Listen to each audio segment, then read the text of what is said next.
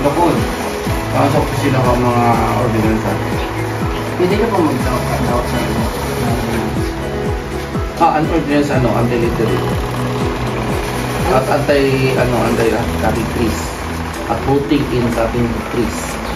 Ano pa?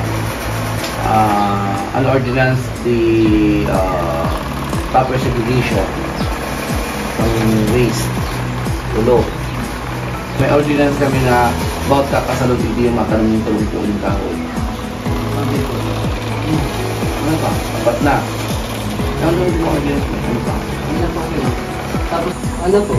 Second question po.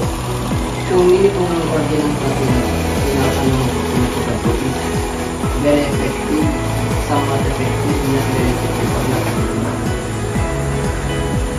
Moderate. Kasi inot na inot, kultura ng mga Pilipino matatagas ng payo.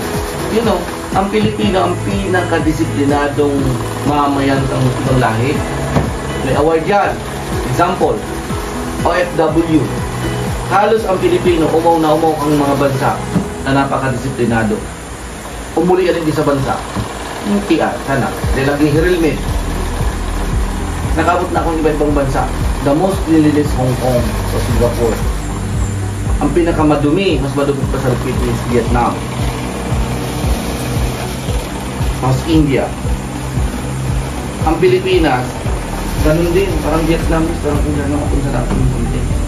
Pero ang hindi nyo, dahil naman kaya sa kakanan. Kasi ang Vietnam, tapos ang Cambodia, kakaratas ng lawak. Hindi sa panahon nga po, what are the biggest challenge you see in maintaining cleanliness in your area? Pinaka-biggest challenge ko? Ang kakulangan ng equipment. Kakulangan ng equipment. Barang din ako. Kulangan. Equipment, budget, funds. May funds lang kita, nakakaparang equipment. Or kan, Singapore. Alam mong basura yung duman, yung truck, kahit naman bakali. Eh po aram sa LGU, tanta. Hindi nagpapagagat kung magaling na truck na kung may isa din ang naglilinis, tapos may isa daw spray.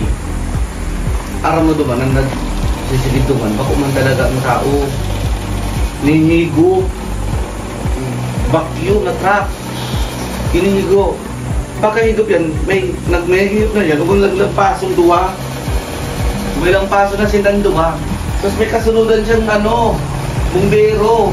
Pero pa ko siya talagang bumbero, pero pang bumbero ko niya, spray, disinfect. Ganun kalinig.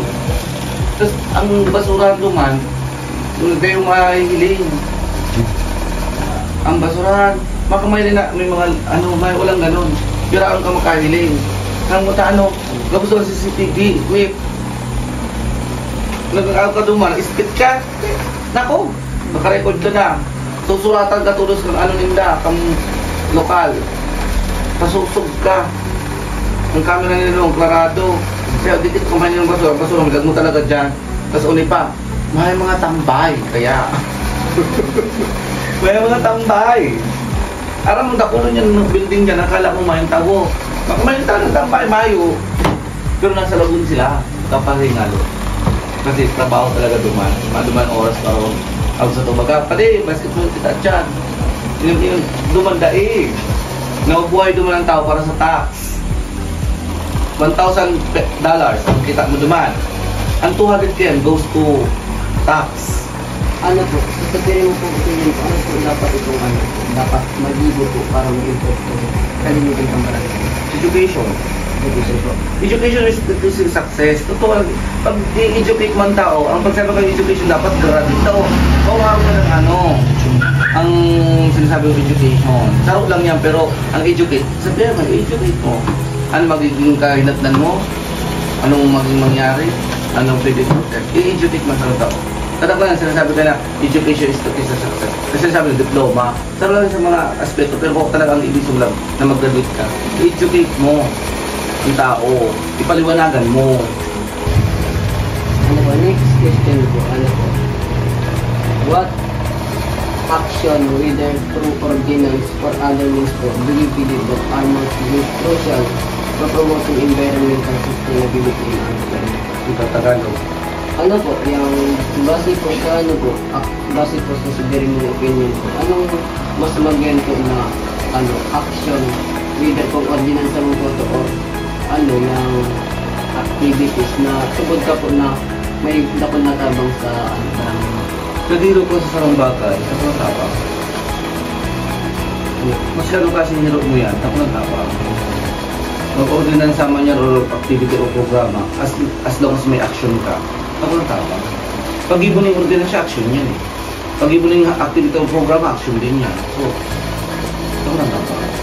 next question po, ano po, how involved do you feel the community is in maintaining cleanliness and promoting environmental sustainability po? Kung ano po, yung in your, ano daw po, yung kumbaga perspective po, paano daw po, ano, epektibo tong community mo po or nasakupan mo po i-maintaining ano, cleanliness sa lugar mo? Gano'n ka-epektibo ang komunidad, ihap ka din eh. Action mo gano'n effective. Mga gusto mo, effective yan. Ang pinamabot po yung Dio, kung ito talagang community sa barangay mo po, ano, kumbaga, gabos po talaga sila involved or ano, Gawin sila, lang po sila. gawin silang involved ba? Gawin silang pupulos ng basura.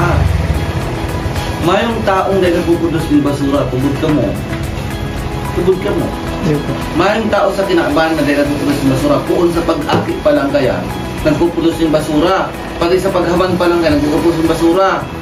Po sa ano, participation po para kunyari maglinig ang sa community. Yung mga nasa kupan po na community, nagpa-participate mo po sila.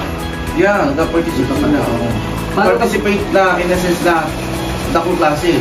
Nagpa-participate na kontrol ng basura, nagpa-participate na magtaklo ang bulky ang basura.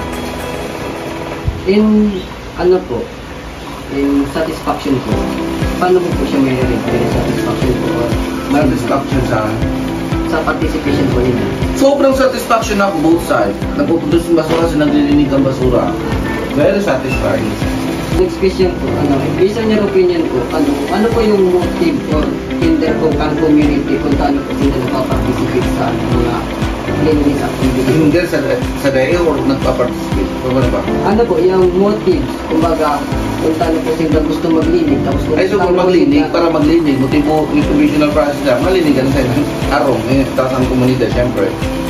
Then, tapos kung ano man po ito hinder niya, kung paano po sila bumukulinig. If, kaya iingat ko sa maglinig, mayang oras. ano yung paso.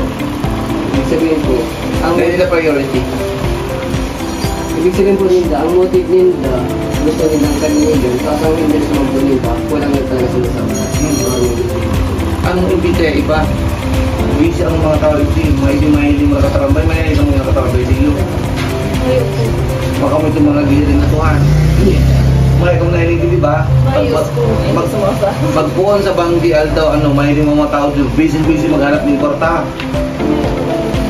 Makunahiling na nag-ditiris minsan, no?